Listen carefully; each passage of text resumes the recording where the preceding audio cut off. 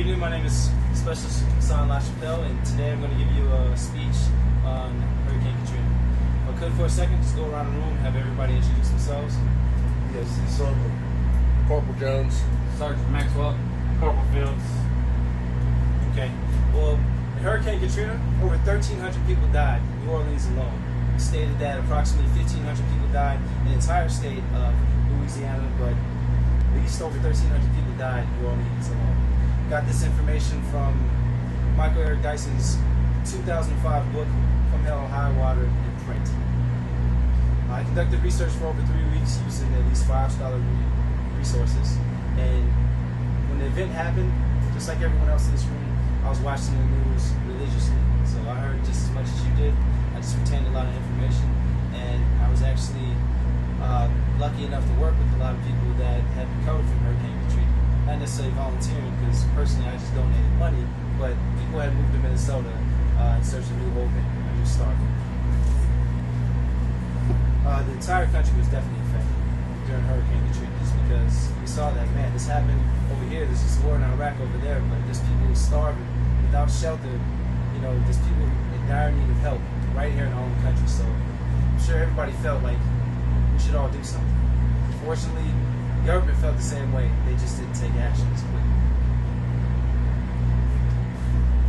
So there are 3 reasons the United States government failed in its response to Hurricane Katrina in New Orleans: poor preventive measures, delayed response, and negligent relief efforts. So poor preventive measures left residents of New Orleans more susceptible to the wrath of Hurricane Katrina in New Orleans. The government's delayed response to Katrina in New Orleans sent the message that residents would have to save themselves. The negligent relief efforts further intensify the struggle for the victims of Hurricane Katrina. So there was a lot of damage that occurred in Hurricane Katrina, which a lot of it could be prevented through early interventions from the U.S. government and FEMA. During the Bush administration, Bush had removed FEMA from a cabinet-level position to department under DOD, Department of Defense. The same people we work for. So, guess what their primary focus was? You probably already guessed it, the war in Iraq, and later on the same place we're right now, Afghanistan. This information was also taken from Michael Eric Dyson's 2005 book, From Hell to High Water, which I'll give you in print.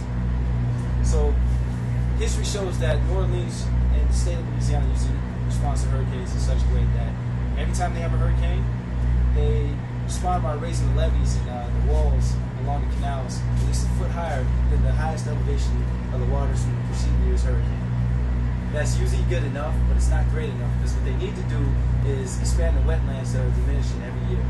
So that's definitely time, money, and effort, and by not doing so, infrastructures that are meant to protect the citizens and the city and property are left inadequately built or just basically incomplete.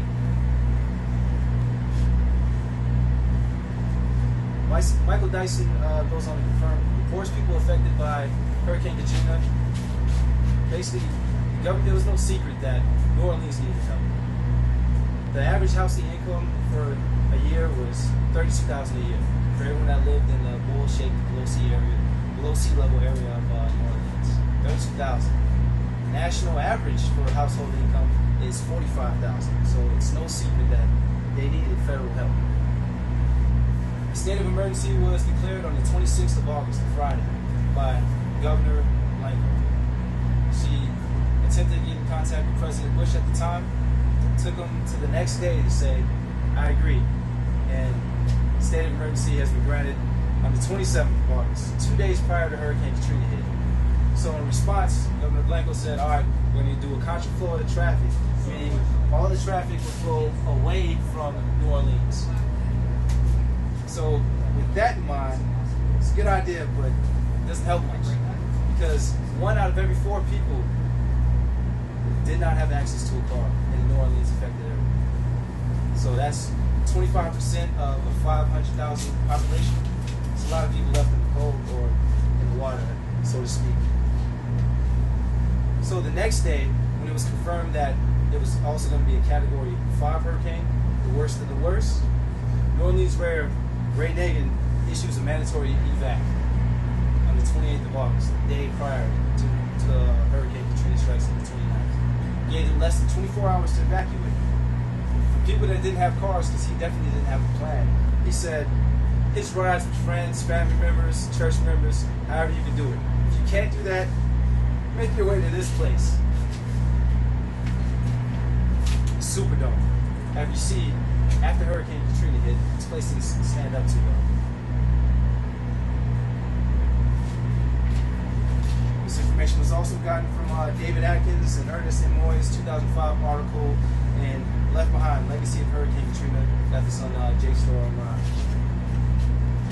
So the government redundantly was inactive in their response to Hurricane Katrina.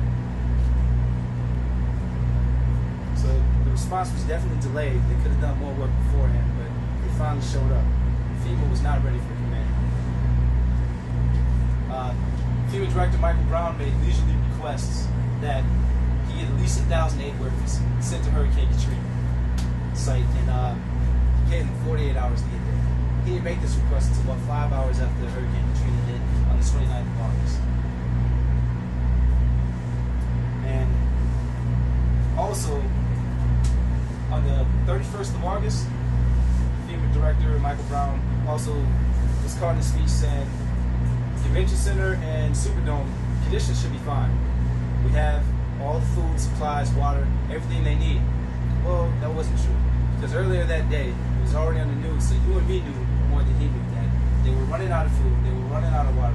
They only had about 1,200 National Guard troops from Louisiana available, because the rest of them were deployed in Iraq. So it was the first time, but not the last time he was caught in a lie. And top things off, make it worse, President Bush was on vacation. So if it was one of us in the talk and someone went down, Commander-in-Chief better be here to fix it, because if he didn't know what was going on, it would be a problem. How could you expect the lowest enlisted person to know? Well, Bush's vacation was set to end on the 3rd of September. He did him a favor. He did it on the 1st. But he also did him a secondary favor, if you call that, so to speak. On his way back from Crawford Ranch to Washington, D.C., he flew over Louisiana. And he asked Air Force One to fly a little lower so I can see what's going on. Looked out the window and said, oh yeah, that looks pretty bad. But that was it. Kept on going. Didn't get on the ground and show them, hey, the government supports you, we feel bad, we're going to do everything to fix this. None of that. Then when he actually gave a speech on the 29th, it was all about Medicare and the war in Iraq. But he did manage to say a few sentences about Katrina. He said, for those of you who are concerned about whether or not we're prepared to help, don't be. We are. We're in place. We got equipment in place, supplies in place. And that was from Richard C. Sill's 2006 article, President Bush and Hurricane Katrina. Got that on JSTOR Online. So FEMA and the White House didn't know what was going on. But the media, we knew more about the situation than they did. Doesn't fix much. So the government and FEMA's response was late and very well ineffective. Add to, trouble to the situation, FEMA denies help, locks down the city.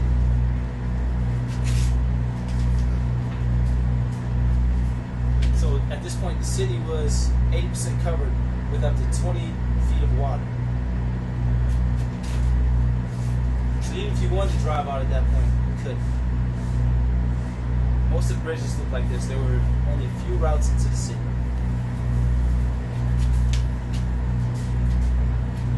So FEMA was stopping police, firefighters, local agencies from other states that were coming down there to give aid. FEMA said no, not unless you're requested.